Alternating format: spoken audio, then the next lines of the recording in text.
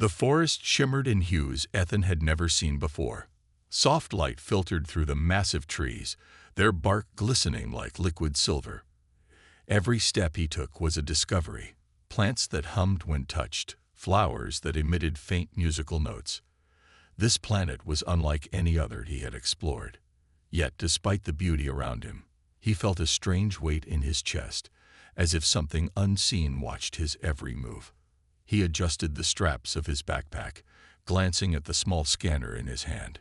It beeped softly, picking up faint energy signatures ahead. Curiosity tugged at him, and he pressed on, brushing past vines that seemed almost alive. The ground beneath his boots was soft and warm, pulsing faintly, as if the planet itself were breathing. Then he saw her. At first, Ethan thought it was a trick of the light.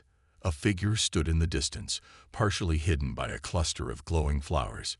She didn't move, her pale blue skin blending with the faint glow around her. Her hair, white as snow, cascaded down her back in soft waves, and her piercing violet eyes locked onto his. Ethan froze.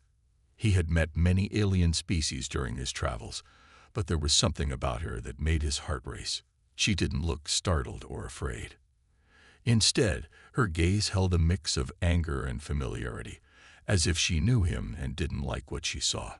"You shouldn't have come back," she said, her voice firm and resonant. It wasn't a greeting. It was a warning. Ethan blinked, trying to process her words. "Back.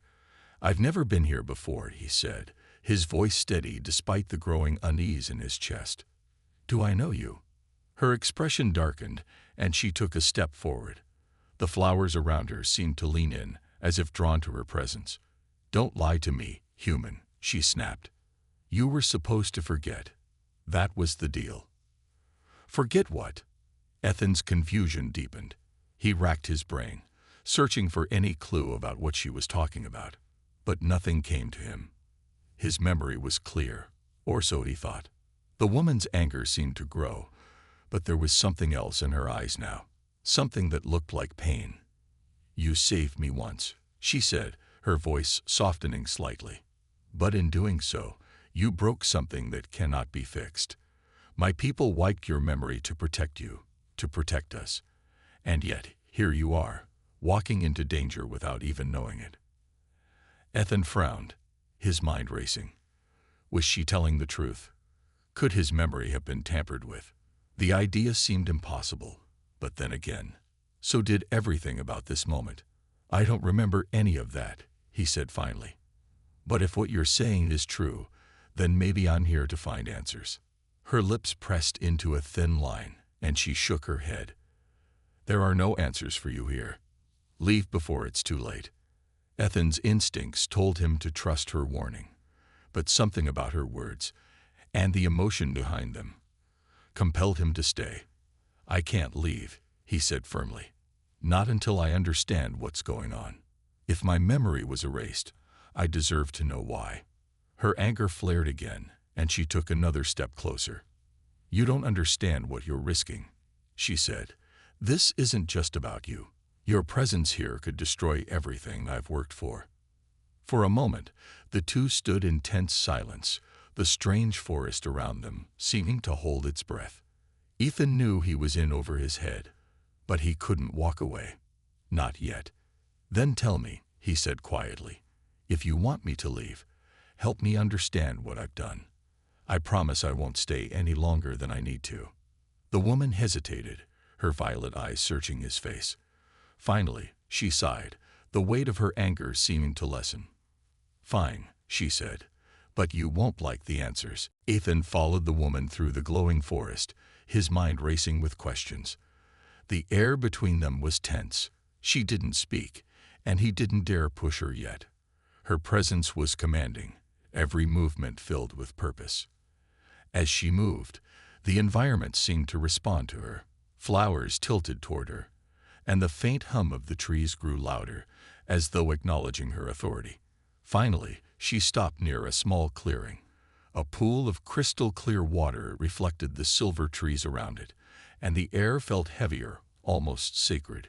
She turned to face him, her violet eyes burning with a mix of anger and resignation. "My name is Lyra," she said, her voice steady but cold. "And whether you remember it or not, we've met before. You changed everything for me and for my people.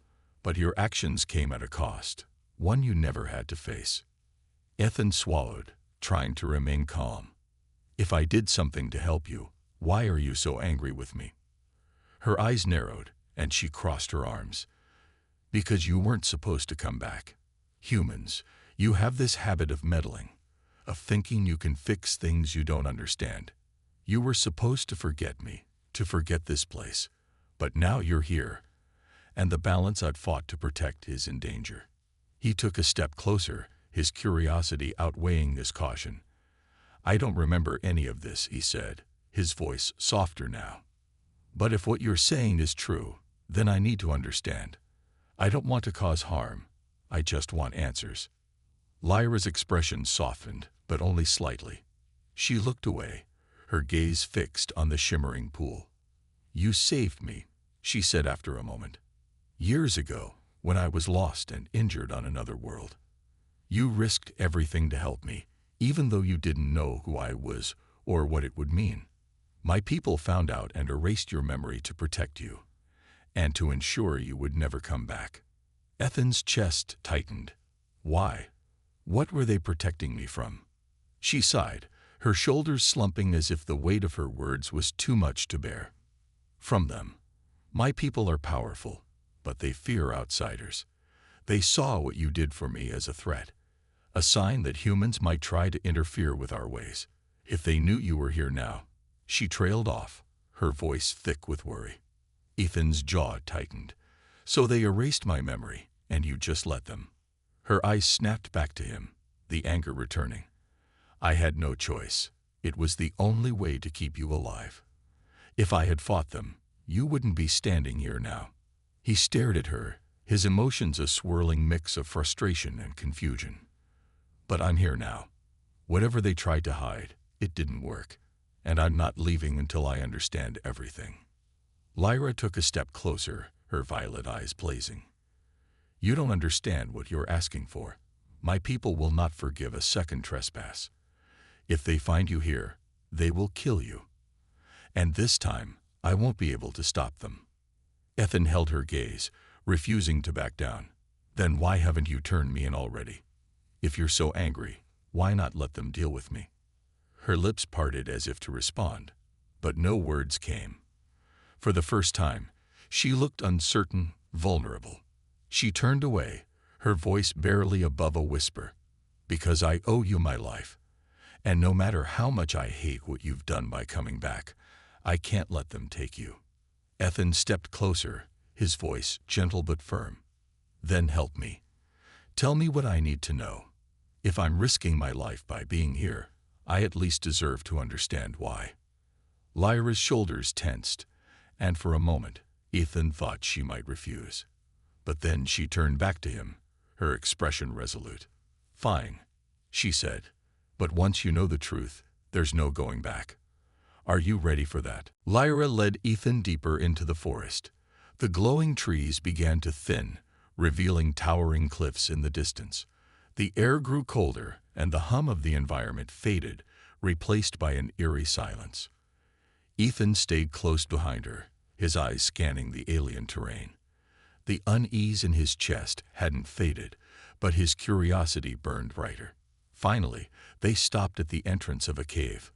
The jagged opening was surrounded by strange carvings, symbols that seemed to pulse faintly in the dim light. Lyra glanced at him, her expression unreadable. "This is where it began," she said, her voice echoing slightly. "And this is where you'll understand why I wanted you to forget." Ethan hesitated, glancing at the cave. "What's inside?" "The truth," she replied. "But it won't be easy to hear." Without waiting for a response, Lyra stepped into the darkness. Ethan took a deep breath and followed her, his footsteps crunching softly against the rocky floor. As they ventured deeper, the walls of the cave began to glow with faint blue light, revealing more of the strange carvings. The symbols seemed alive, their light pulsing in rhythm with Ethan's heartbeat. "What are these?" he asked, gesturing to the carvings. "They're the story of my people," Lyra said without turning around. "Our history, our laws, and our warnings. They've guided us for centuries." Ethan reached out to touch one of the glowing symbols, but Lyra's voice stopped him. "Don't," she said sharply. "They're not meant for human hands. Some things are better left untouched." He withdrew his hand, feeling a pang of frustration. "You keep saying humans shouldn't be here, that I've done something wrong. But what if it's not just me? What if this connection between us is meant to happen?" Lyra stopped and turned to face him. Her expression was a mix of anger and sorrow. "Meant to happen," she repeated. "Do you think this is fate? That your presence here is some kind of destiny?" "No, Ethan. This is a mistake. One I've been trying to fix since the day I met you." Ethan frowned. "If it's such a mistake, why did you save me back then? Why did you let me get this far now?" Her eyes flashed with anger, but there was something else there too. Pain. "Because I didn't have a choice," she said quietly. "You risked everything to save me. I couldn't let you die, not after what you'd done. But saving you meant breaking the sacred law, one that binds all of my people. That's why your memory was erased. To protect you. And me." Ethan took a step closer, his voice softening. "But it didn't work, did it? I'm here now, and whatever you've been trying to hide, I'm going to find out." Lyra sighed, her shoulders slumping. "You don't understand the cost. If my people find you here, they won't just kill you. They'll destroy everything you've touched, everyone you care about. They'll see it as a necessary purge to preserve their laws." Ethan's chest tightened. "Then why are you helping me?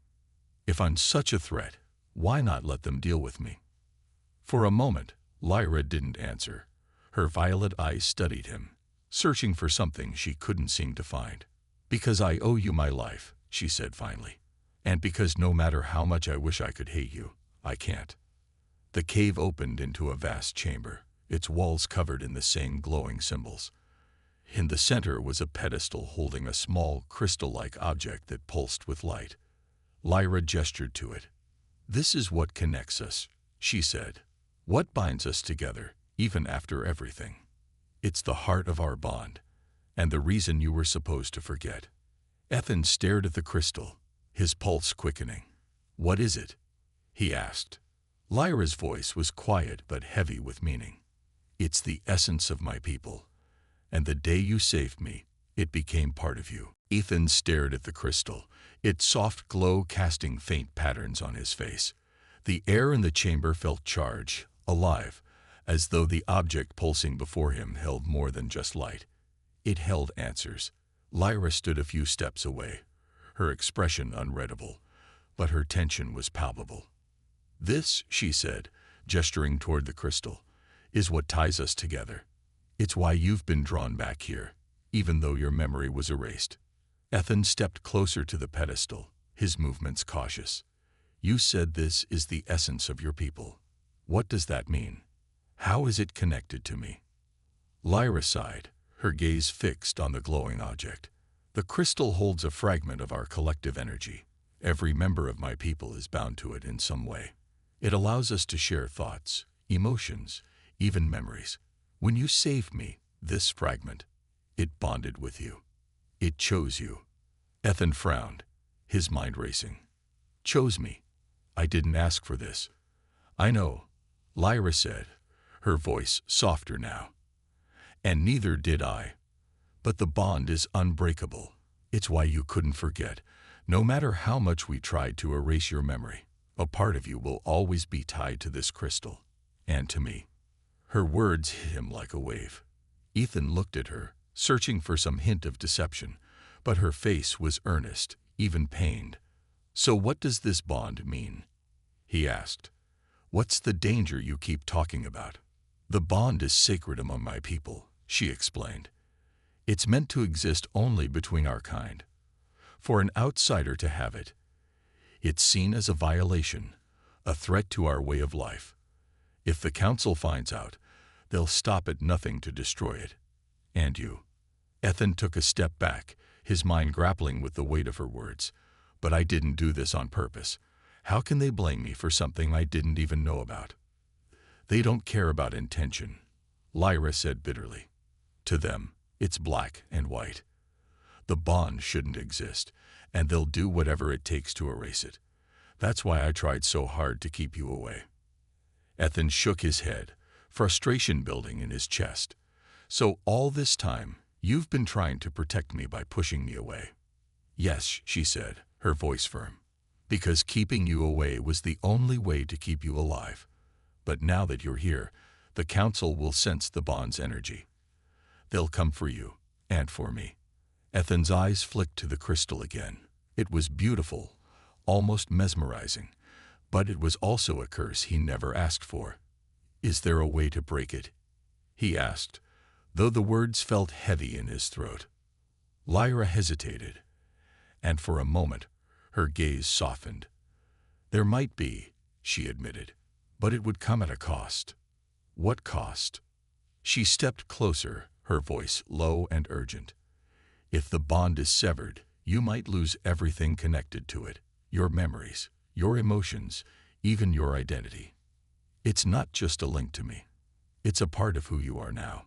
Breaking it could leave you empty. Ethan felt a knot form in his stomach.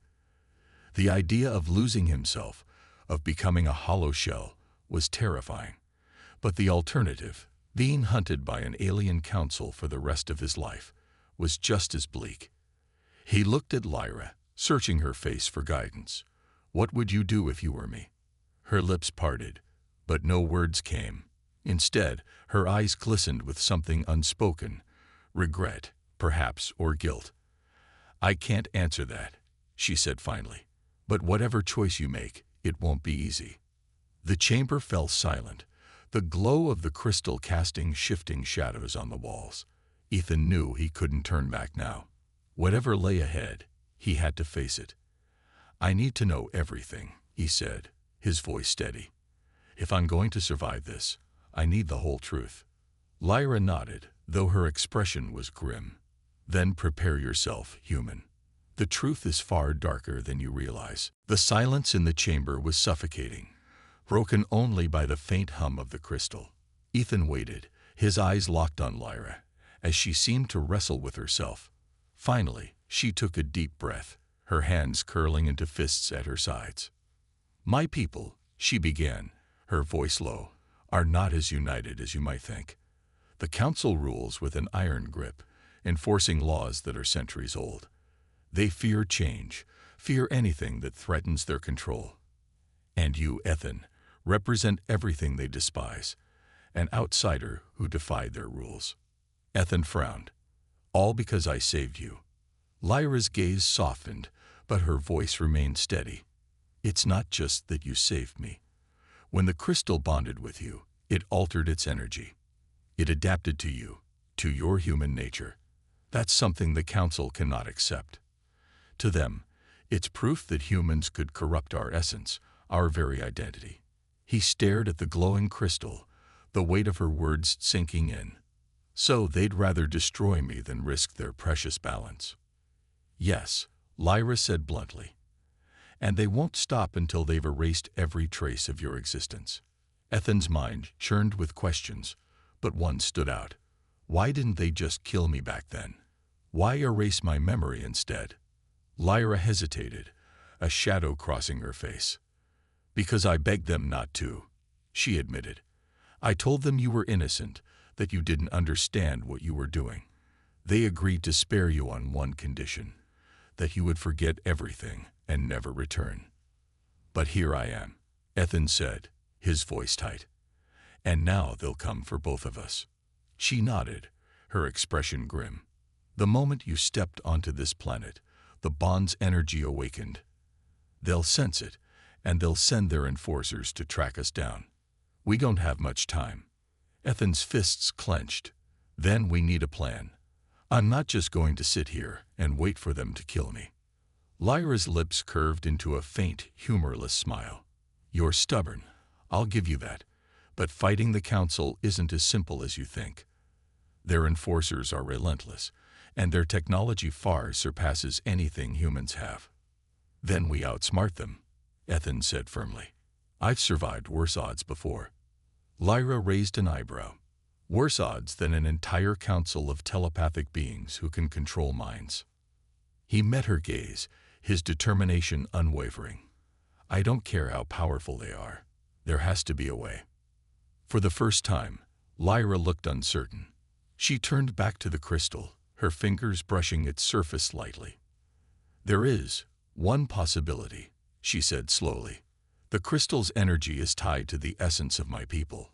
If we can amplify it, we might be able to shield ourselves from their reach. But it's risky. The bond could overload, and if that happens... Ethan stepped closer, his voice steady. What happens? It could destroy us both, Lyra said quietly.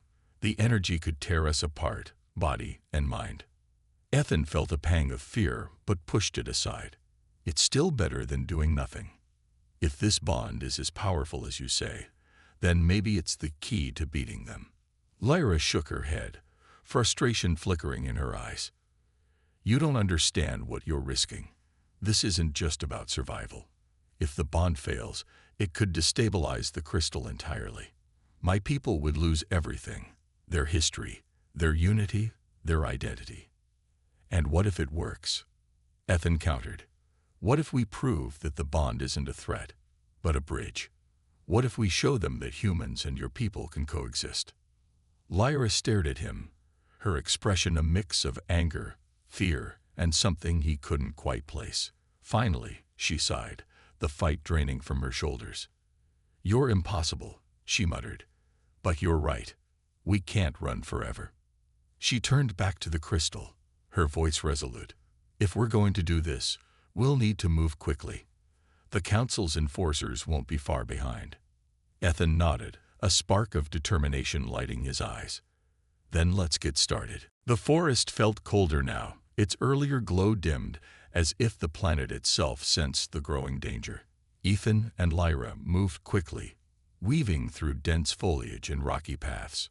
The crystal rested in Lyra's hands, its pulsing light faint but steady, like a heartbeat. Every few moments, she glanced behind them, her tension palpable. How much time do we have? Ethan asked, breaking the heavy silence. Not long, Lyra replied without looking at him. The enforcers are fast, and they'll track the bond's energy to us. We need to find a place to amplify the crystal's power before they catch up. Ethan nodded, though his chest tightened at the thought of being hunted. And what happens if we don't? What if they catch us? Lyra's steps faltered for a moment, and she turned to face him. Her violet eyes held a seriousness that sent a chill down his spine. If they catch us, they won't just kill you, she said. They'll erase you completely. Your mind, your essence, everything that makes you who you are. And they'll do the same to me for defying them. Ethan swallowed hard but forced himself to keep calm. Then we make sure that doesn't happen.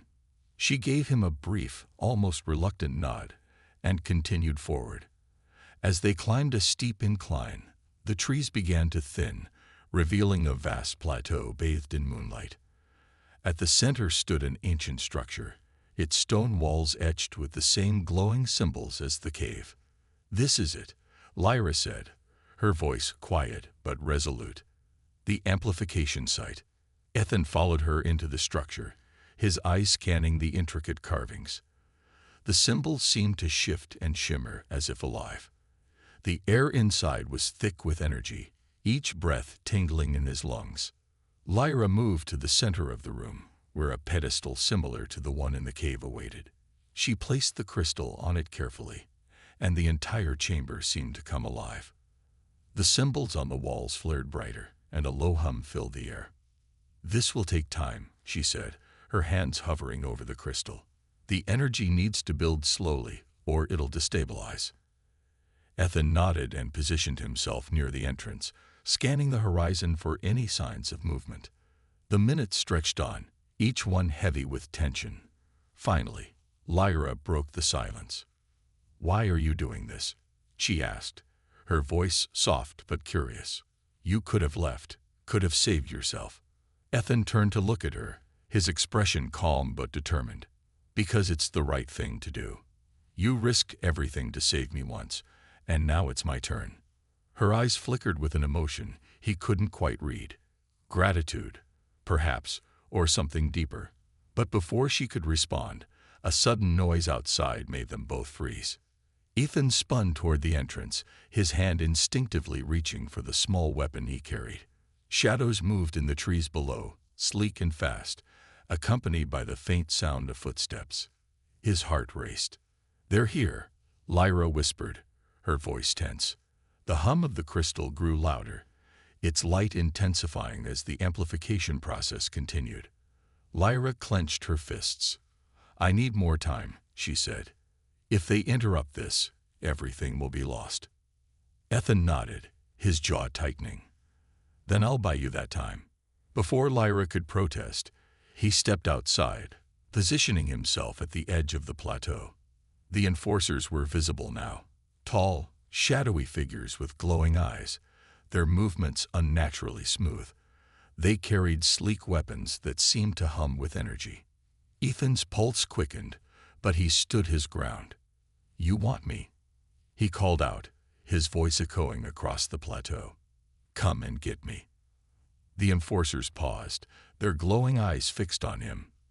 Then, as one, they surged forward. Ethan fired the first shot, the sharp sound cutting through the night. It struck the ground near the lead enforcer, slowing their advance. He kept moving, drawing their attention away from the structure.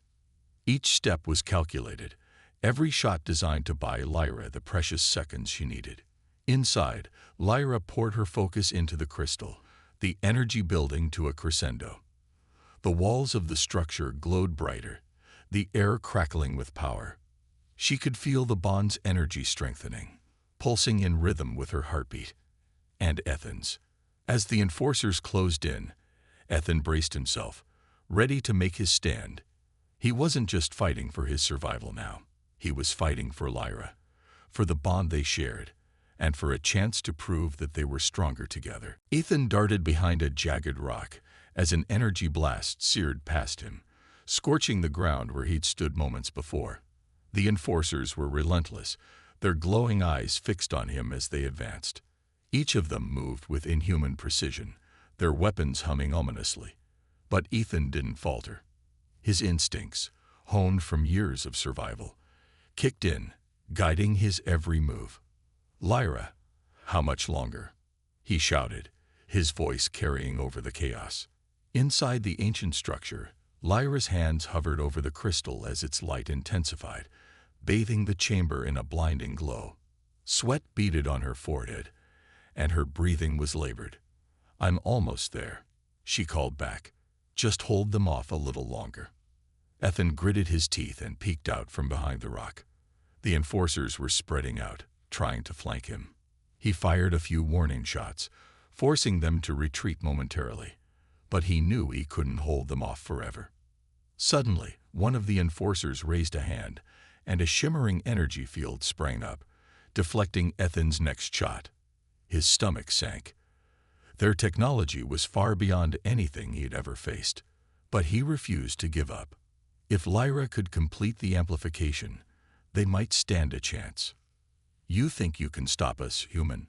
one of the enforcers said, its voice cold and mechanical. "Surrender now, and your end will be swift." Ethan's lips curled into a defiant smile. "You'll have to work harder than that." He grabbed a small device from his belt, a makeshift explosive he'd improvised from his survival gear. With a quick toss, he sent it rolling toward the advancing enforcers. The explosion wasn't large, but it was enough to disrupt their formation and buy him a few precious seconds. Back inside, Lyra's focus sharpened as the crystal's energy reached its peak.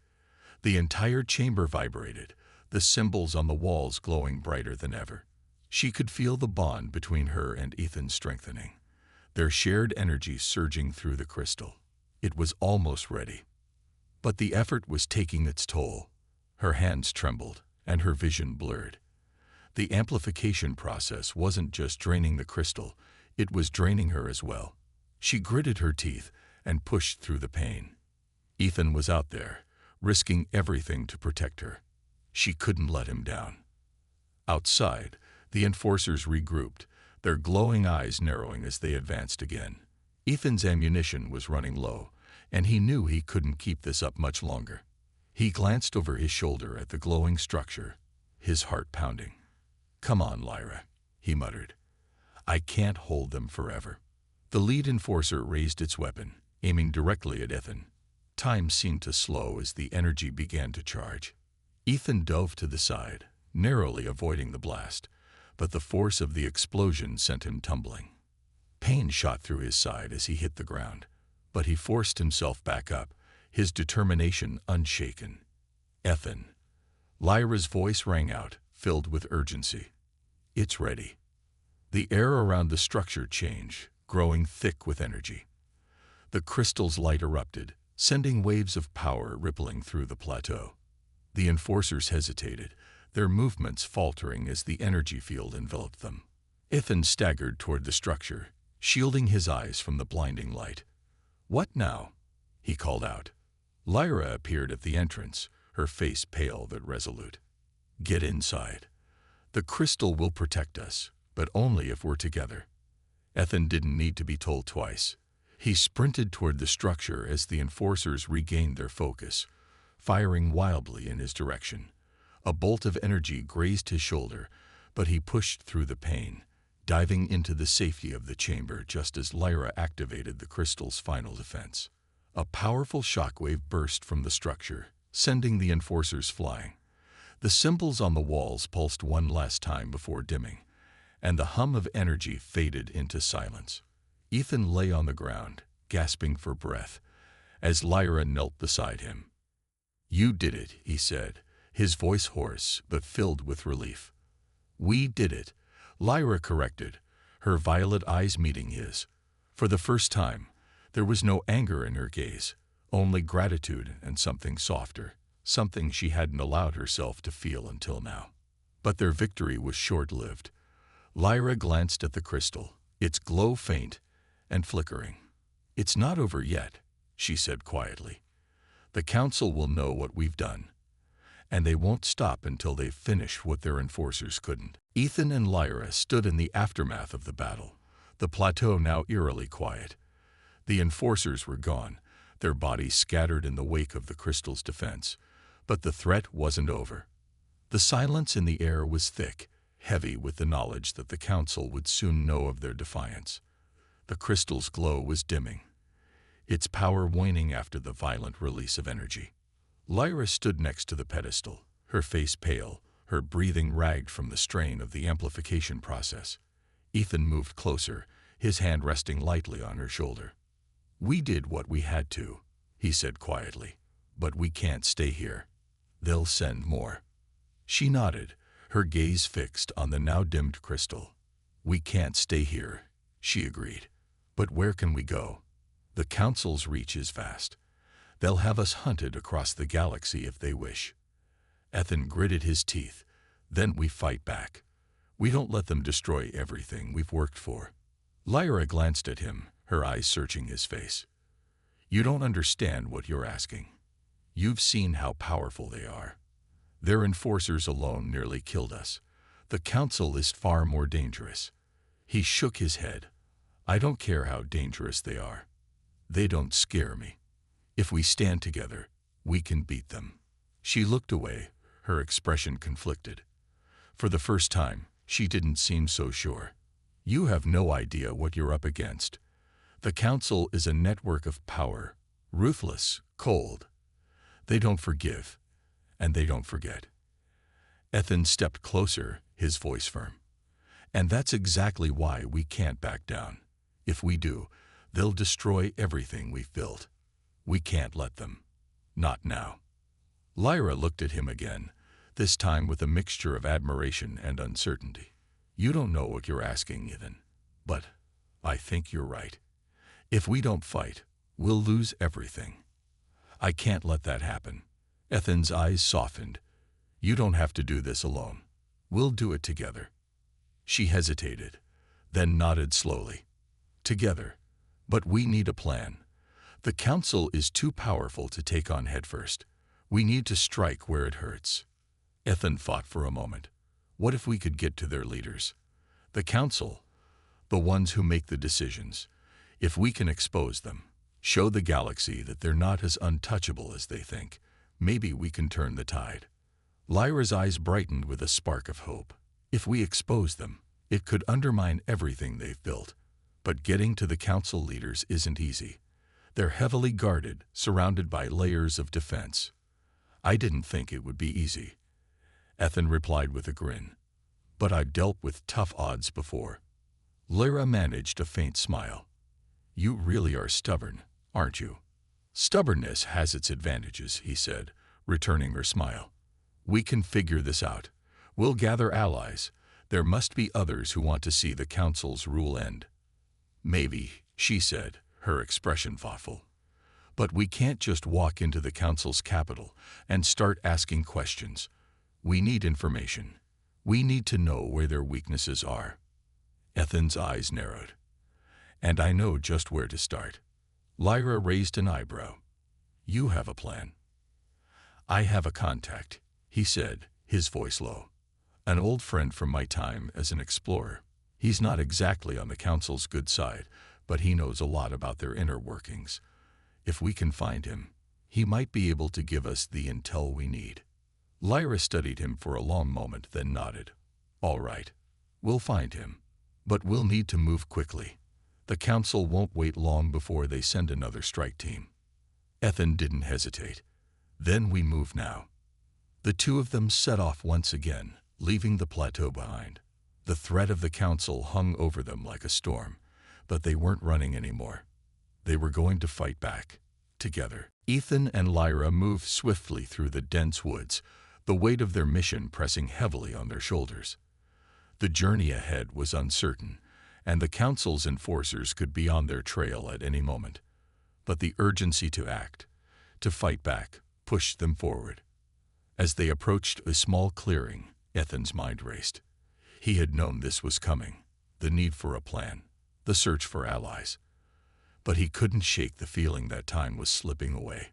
Every step they took, every second that passed, brought them closer to the council's wrath. We need to get to my contact, Ethan said, his voice low but determined. He's the only one who might have the information we need. Lyra nodded, her face set in a determined expression. Where is he? Not far, Ethan replied. He's hiding in an old research station. It's off the grid, deep in the mountains. We'll be safe there, for a while at least. They walked in silence for a while, each of them lost in their thoughts. The moonlight filtered through the trees, casting long shadows on the ground. Despite the beauty of the forest, the weight of the danger that lay ahead was impossible to ignore. Finally, after hours of walking, they arrived at the entrance to the research station. The building was old and weathered, half hidden by the surrounding trees. Ethan motioned for Lyra to stay back as he approached the door, tapping a series of codes into the worn keypad. The door clicked open, and they stepped inside. The air was thick with dust, the silence almost suffocating. The room they entered was small, filled with outdated equipment and old monitors. It felt like a forgotten place, a hidden refuge.